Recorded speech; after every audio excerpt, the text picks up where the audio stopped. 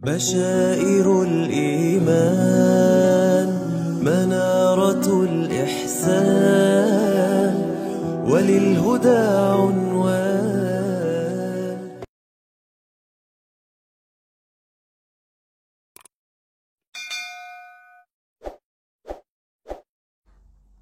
Pada akhir pertemuan kita 2 hari yang lalu, 2 malam yang lalu, kita telah menjelaskan bahwa ada salah seorang sahabat, ya, ketika Rasulullah Shallallahu Alaihi Wasallam i'tidal, kemudian dia membaca doa i'tidal yang tidak lazim.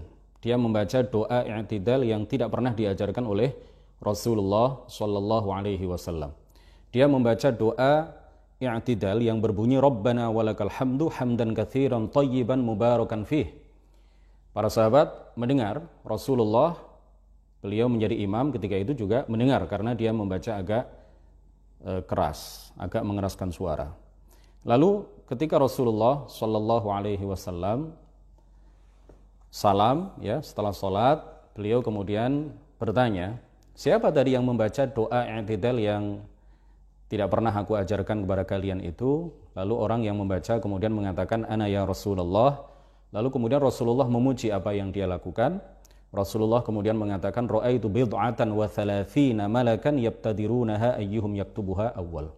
Saya tadi melihat lebih dari 30 malaikat berlomba-lomba untuk menjadi yang pertama mencatat amal kebaikan yang telah engkau lakukan.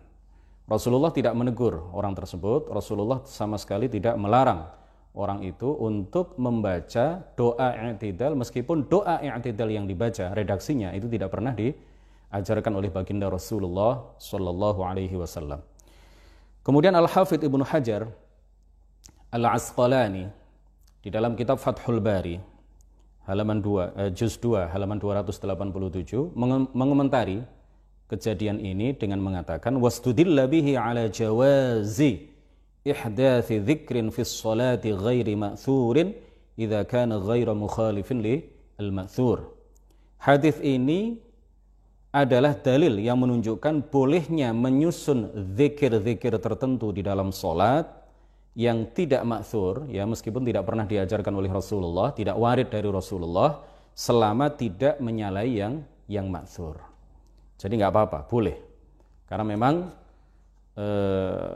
zikir, membaca zikir di dalam sholat, itu para ulama mengatakan meskipun yang dibaca adalah zikir-zikir yang tidak ma'thur dari Rasulullah, tidak warid dari Rasulullah, asalkan tidak bertentangan dengan yang warid, asalkan tidak bertentangan dengan yang ma'thur, maka zikir-zikir tersebut boleh dibaca di dalam sholat.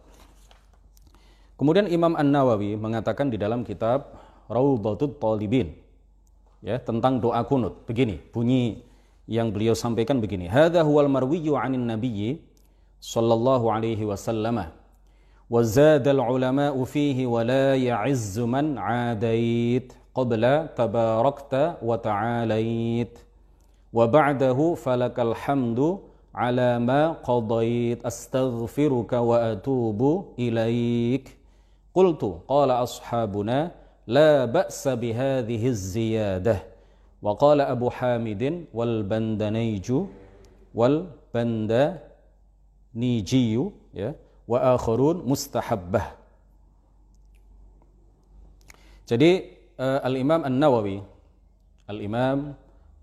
Muhyiddin Ibnu Syaraf An-Nawawi di dalam kitab Syarah Sahih Muslim, beliau mengatakan inilah lafadz kunut yang diriwayatkan dari Nabi, ya, Allahumma hdini fi man hadai dan seterusnya itu. Kemudian para ulama menambahkan lafadz, menambahkan redaksi wala ya'izzu man 'adait. Jadi redaksi wala ya'izzu man 'adait itu tidak warid dari Rasulullah, tidak ma'thur dari Rasulullah. Rasulullah tidak pernah membaca itu. Kemudian mereka juga menambahkan, para ulama juga menambahkan falakal hamdu ala ma qadait astaghfiruka wa atubu ilaik. Ini redaksi-redaksi ini tidak pernah dibaca oleh Rasulullah ketika Rasulullah membaca doa kunut. Ini adalah tambahan dari beberapa orang ulama yang kemudian diikuti oleh umat Islam dari masa ke masa sampai pada zaman sekarang ini.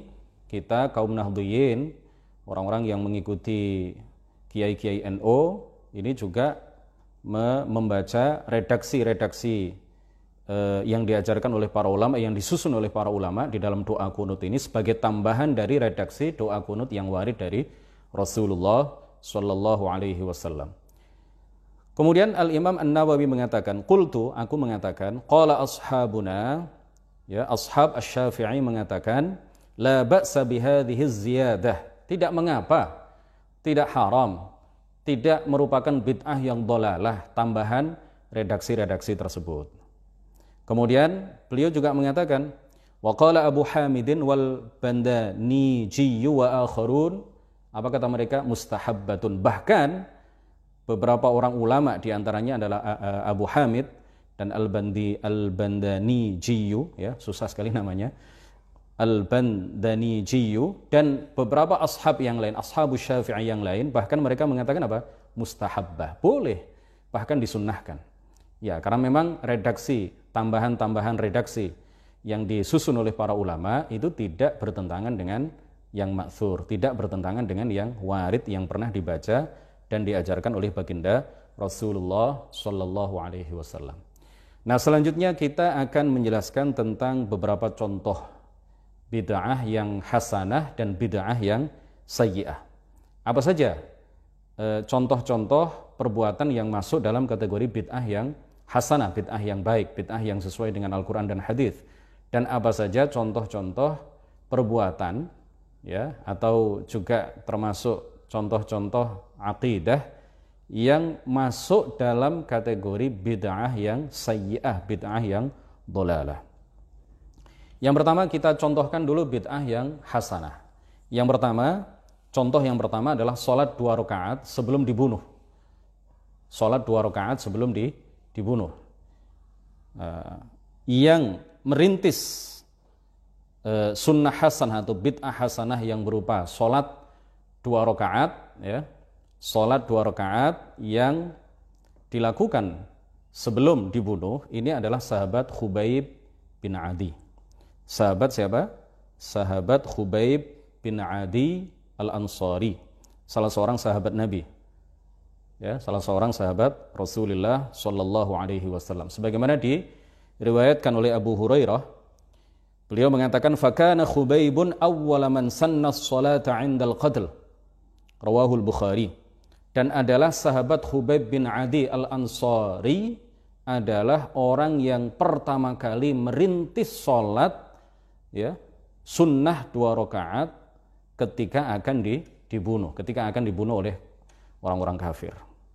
Ya, ini diriwayatkan oleh Imam Al-Bukhari dan juga diriwayatkan oleh Imam Ibnu Abi Syaibah di dalam kitab Al-Musannaf. Coba perhatikan apa yang dikatakan oleh Abu Hurairah tadi. Fakana Khubaybun awwala man sanna as-salata 'indal qatl.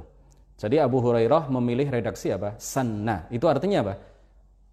Artinya bahwa Khubayblah orang yang pertama kali merintis, memulai perbuatan baik yang berupa sholat 2 rakaat sebelum dibunuh oleh musuh. Jadi sebelumnya memang nggak ada itu. Sebelumnya memang tidak ada satupun sahabat atau satupun umat Islam yang melakukan sholat 2 rakaat sebelum dibunuh oleh musuh, nggak ada. Jadi orang yang pertama kali melakukan itu adalah sahabat Khubayb bin Adi. Kemudian contoh lain adalah penambahan azan pertama sebelum pelaksanaan sholat Jumat. Siapa yang pertama kali melakukan itu? Sayyiduna Utsman ibnu Affan, Al-Khalifah Ar-Rashid Ats-Tsalits. Ya, salah satu ulama, Al-Khulafa Ar-Rasyidun yang ketiga. Sebagaimana diriwayatkan oleh Imam Al-Bukhari di dalam kitab Al-Jumu'ah, ya. Diriwayatkan oleh Imam Al-Bukhari di dalam kitab Sahih Al-Bukhari, kitab Al-Jumu'ah. Jadi kalau di Sahih Al-Bukhari itu kan kitab Sahih Al-Bukhari itu tersusun dari beberapa kitab. Nah, jadi kalau istilah kita itu bab, ya. Jadi kalau istilah kitab kita, ya, kitab yang biasa kita pelajari itu biasanya adalah satu kitab terdiri dari beberapa bab. Kemudian satu bab terdiri dari beberapa pasal. Itu berbeda dengan kitab Sahih Al-Bukhari. Kitab Sahih Al-Bukhari itu terdiri dari beberapa kitab dalam istilah kitab bab. Nah, Masing-masing kitab itu terdiri dari beberapa bab. Nah, Imam Al-Bukhari meriwayatkan penambahan azan yang pertama. Ya, azan yang pertama yang dilakukan oleh Sayyidina Utsman itu di dalam Kitabul Jumu'ah. Jadi nggak ada ya azan dilakukan 2 kali sebelum pelaksanaan sholat Jumat pada masa Rasulullah. Pada masa Abu Bakar juga tidak ada, pada masa Umar juga hanya 1 kali. Siapa yang pertama kali menambahkan 1 kali lagi azan sehingga menjadi 2 kali azan sebelum pelaksanaan sholat Jumat? Orang yang pertama kali melakukan itu adalah Sayyiduna Utsman Ibnu Affan radhiyallahu anhu. Kemudian contoh yang ketiga dari al-bid'ah al-hasanah, bid'ah yang hasanah atau disebut juga bid'atu huda atau disebut juga oleh para ulama sebagai sunnah hasanah adalah pemberian titik-titik tanqif ya. Tanqid maksud saya tanqid al-masahif, pemberian titik dalam huruf-huruf yang ada di dalam Al-Qur'an. Pada masa Rasulullah, semua huruf yang ada di dalam Al-Quran itu sama sekali nggak ada titiknya. Jadi tidak ada bedanya antara ba dengan ta dengan tha. Tidak ada bedanya antara jim dengan ha dengan kha. Tidak ada bedanya antara sin dengan shin. Tidak ada bedanya antara shad dengan dad. Tidak ada bedanya antara ta dengan dha. Sama sekali nggak ada titik. Sama sekali. Tidak ada titik sama sekali di dalam huruf-huruf yang ada di dalam Al-Quran, di dalam mushaf pada masa Rasulullah, pada masa Abu Bakar, pada masa Sayyidina Umar, ya, pada masa Sayyidina Utsman, pada masa Sayyidina Ali. Pada masa-masa itu, pada masa Rasulullah dan masa Al-Khulafa Ar-Rasyidun, mushaf itu sama sekali tidak ada titiknya di dalam huruf-hurufnya, sama sekali. Dan juga nggak ada harokatnya. Dan juga nggak ada, ini adalah juz 1, penulisan juz. Nggak ada juga penulisan rubu'. Ya, rubu'ul juz atau nisful juz. Kemudian juga tidak ada i'rabnya ya, tidak ada harokatnya, tidak ada dhammahnya, tidak ada fathahnya. Gundul ya, kalau sekarang kita mengenal kitab kuning, gundul masih ada titiknya. Jadi kalau mushaf pada masa Rasulullah, mushaf pada masa Al-Qur'an pada masa Rasulullah, kemudian mushaf pada masa Abu Bakar, mushaf pada masa para Al-Khulafa Ar-Rasyidun sampai pada masa Sayyidina Ali itu tidak hanya gundul seperti kitab gundul ya, seperti kitab kuning, tapi betul-betul gundul sehingga nggak ada harokatnya dan tidak ada titiknya sama sekali. Coba bagaimana orang ketika itu bisa membaca ya? Orang ketika itu bisa membaca karena memang mereka berbicara bahasa Arab itu bisaliqah. Jadi bahasa Arab itu bukan bahasa yang dipelajari, tetapi bahasa yang memang adalah betul-betul bahasa ibu mereka ya, al-lughatul ya ketika itu, dan mereka berbicara bahasa Arab itu bisaliqah, dan mereka talaqi Al-Qur'an dari gurunya talaqi kepada gurunya, sehingga kemudian banyak di antara mereka yang setengah hafal ya, meskipun di antara mereka ada yang tidak hafal Al-Qur'an, tetapi mereka setengah hafal. Jadi meskipun nggak ada titiknya, meskipun nggak ada harokatnya, mereka bisa membaca itu dengan baik. Nah, siapa orang yang pertama kali memberikan titik-titik dalam Al-Quran?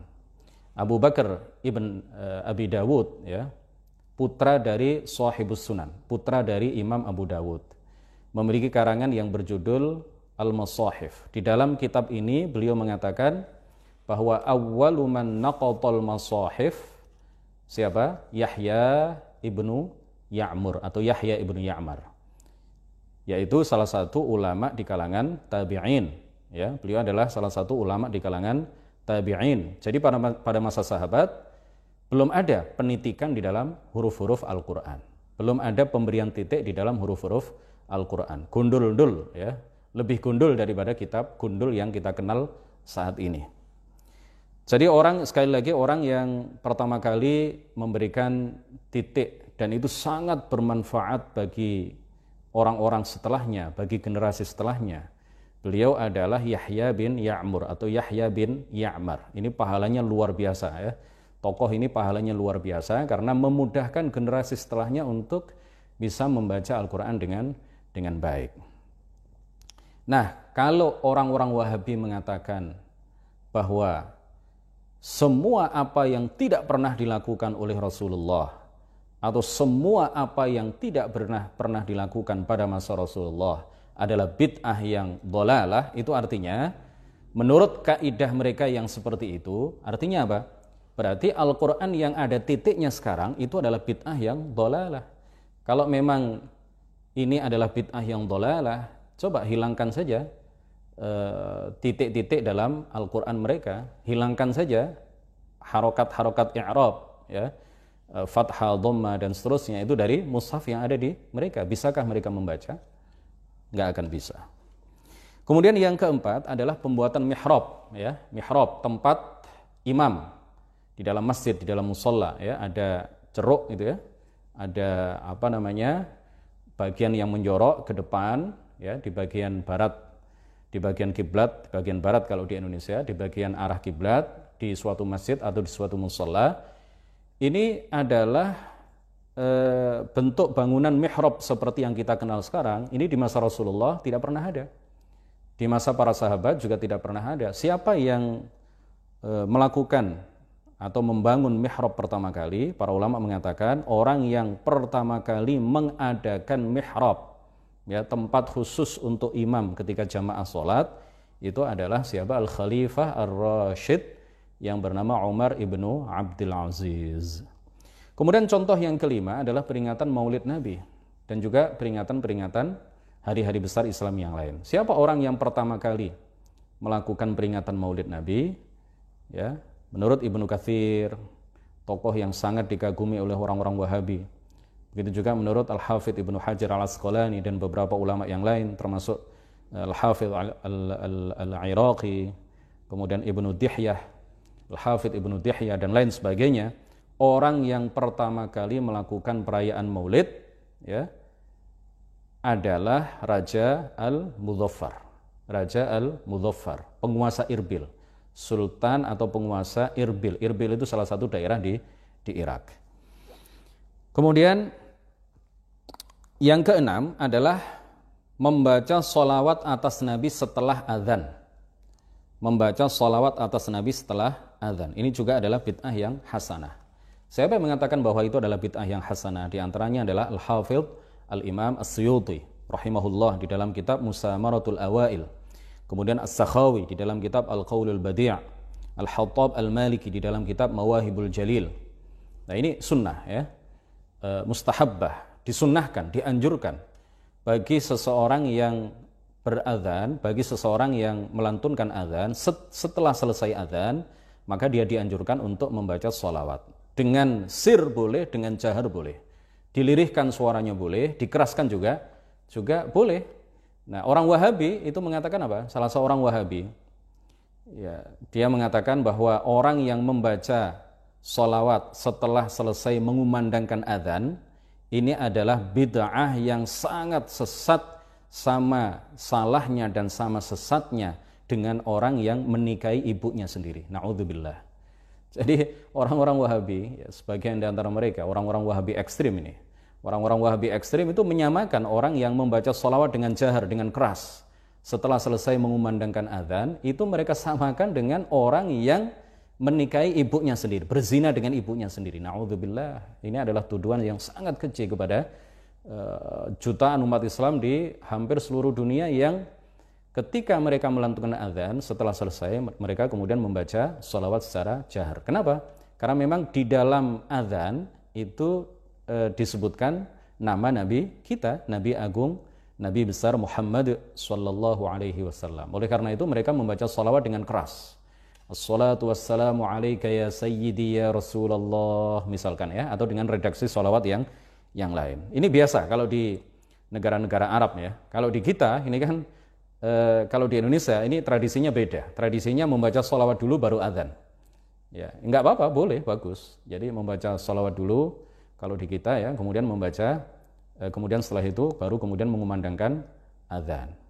Nah, ini tradisi di Arab, ya, dan di beberapa negara yang lain itu setelah azan baru kemudian sholawat. Kenapa? Karena memang sholawat ini dibaca karena di dalam azan itu ada penyebutan nama Muhammad. Jadi sholawatnya diakhirkan sampai selesai azan baru kemudian dibaca secara jahron, secara keras.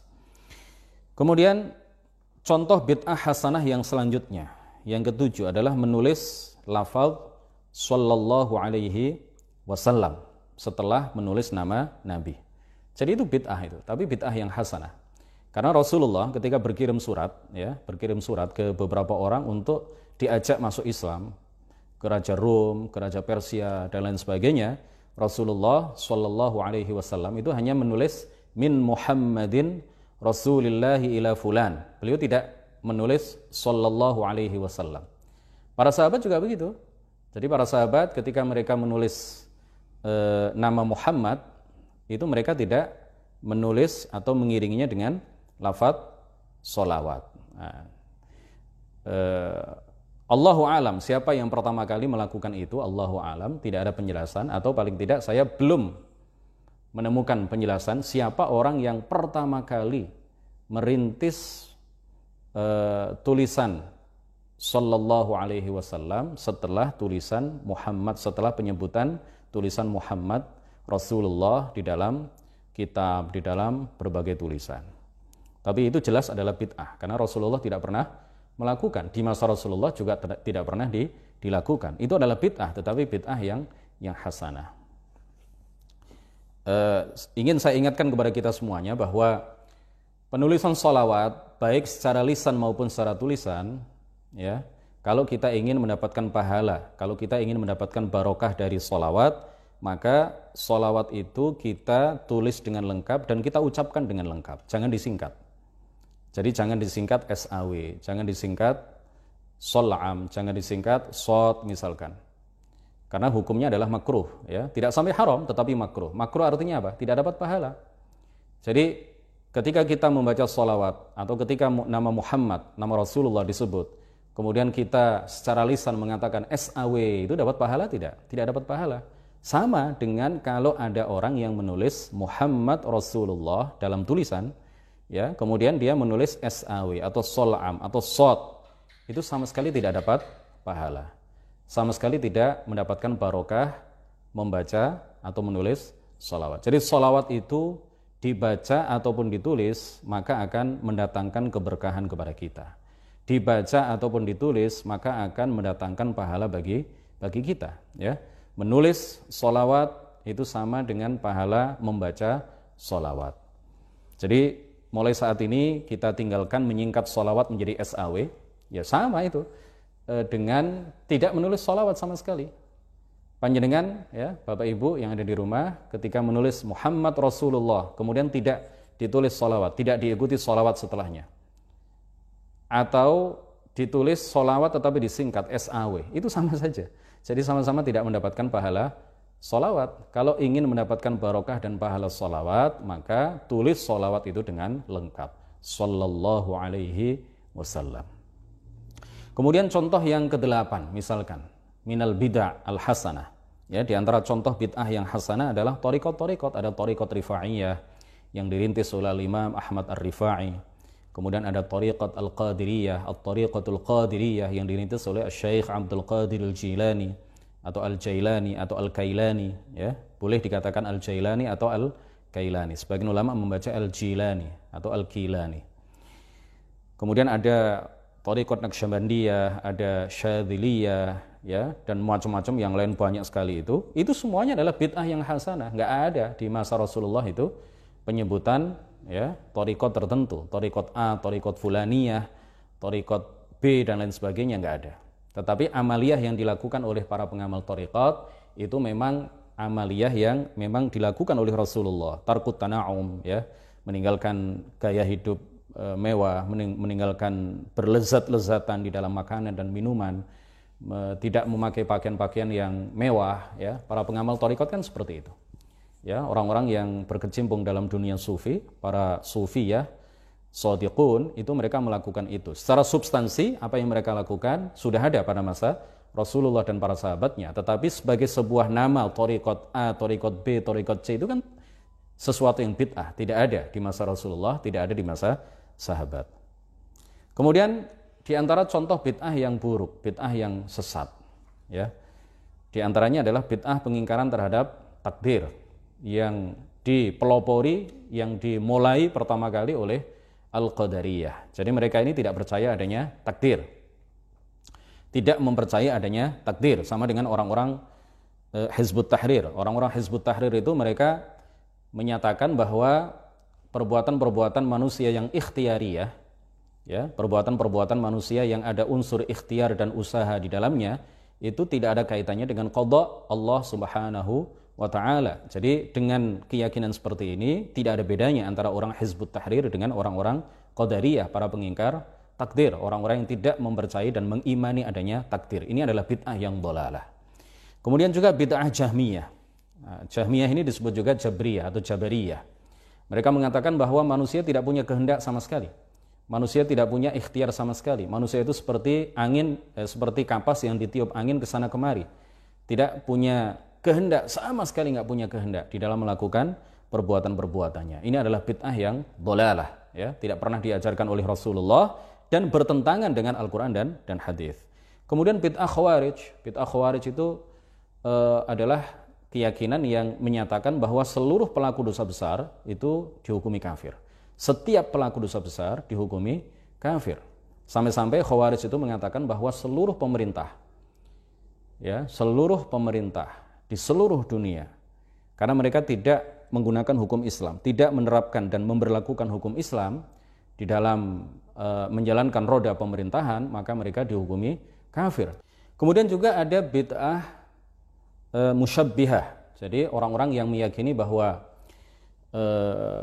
Allah Subhanahu wa taala sama dengan makhluknya. Mereka menyifati Allah dengan makhluknya. Mereka menyifati Allah dengan sifat-sifat makhluknya. Nah, ini bid'ah yang dhalalah karena memang tidak pernah diajarkan oleh baginda Rasulullah sallallahu alaihi wasallam. Rasulullah tidak pernah meyakini itu. Rasulullah tidak pernah mengajarkan itu. Para sahabat juga tidak pernah mengajarkan dan meyakini itu. Tetapi ini kemudian diada-adakan, diajarkan, dipropagandakan oleh kaum musyabbihah beberapa tahun setelah Rasulullah sallallahu alaihi wasallam meninggal dunia. Mereka mulai mengajarkan, ya, lisu'i fahmihim bil ayat al-Qur'aniyah wal ahadits an-nabawiyah, karena mereka salah di dalam memahami beberapa ayat Al-Qur'an, salah di dalam memahami beberapa hadis, sehingga kemudian mereka meyakini dan mengajarkan kepada para pengikut mereka bahwa Allah itu sama dengan makhluk, bahwa Allah itu di langit, bahwa Allah itu duduk di atas arsy, bahwa Allah memiliki tangan, bahwa Allah itu memiliki dua tangan dan dua-duanya tangan kanan, na'udzubillahi min dzalik, dan hal-hal semacam itu yang merupakan penyifatan-penyifatan yang sangat keji yang dinisbatkan oleh mereka kepada Allah Subhanahu wa ta'ala. Kemudian juga jangan lupa bid'ah pengharaman tawassul. Siapa orang yang pertama kali mengharamkan tawassul? Ibnu Taimiyah. Satupun ulama sebelum Ibnu Taimiyah tidak ada yang mengharamkan tawassul. Jadi orang yang pertama kali datang dengan bid'ah pengharaman tawassul adalah Ahmad Ibnu Taimiyah, salah seorang tokoh yang paling dikagumi oleh orang-orang Wahabi pada masa sekarang. Jadi kalau sudah Ibnu Taimiyah yang mengatakan, itu seakan-akan apa yang dikatakan oleh Ibnu Taimiyah ini adalah nas, ya. Apa yang dikatakan oleh Ibnu Taimiyah ini seakan-akan adalah nas, tidak boleh ditolak, tidak boleh diabaikan. Jadi dipegang teguh oleh orang-orang Wahabi. Ketika Ibnu Taimiyah mengatakan bahwa tawassul itu haram, maka ini kemudian dipegang teguh, diyakini sebagai sebuah keyakinan yang mutlak benarnya oleh orang-orang Wahabi pada masa sekarang. Kemudian Ibnu Taimiyah jugalah orang yang pertama kali membagi tauhid menjadi tiga. Jadi Ibnu Taimiyah ini adalah orang yang kontroversial, pro dan kontra, ya. Kontranya lebih banyak daripada pro-nya. Dan tokoh ini adalah tokoh yang sampai sekarang terjadi pro dan kontra di antara umat Islam. Ya, kalau para ulama pada masanya itu banyak di antara mereka yang tidak hanya melabelkan sesat kepada Ibnu Taimiyah, bahkan Ibnu Taimiyah ini banyak dikafirkan oleh para ulama pada masanya. Kemudian juga banyak disesatkan oleh para ulama setelahnya, sepeninggalnya. Bahkan dia dipenjara dengan kesepakatan al-qudat minal madzahibil arba'ah. Dia dipenjara dengan kesepakatan 4 hakim yang dari madhab yang berbeda-beda. Dari 4 madhab itu semuanya, hakim-hakim dari 4 madhab semuanya sepakat menyatakan bahwa Ibnu Taimiyah harus dipenjara. Ya, karena kesesatan-kesesatan dia yang dia ajarkan kepada masyarakat ketika itu.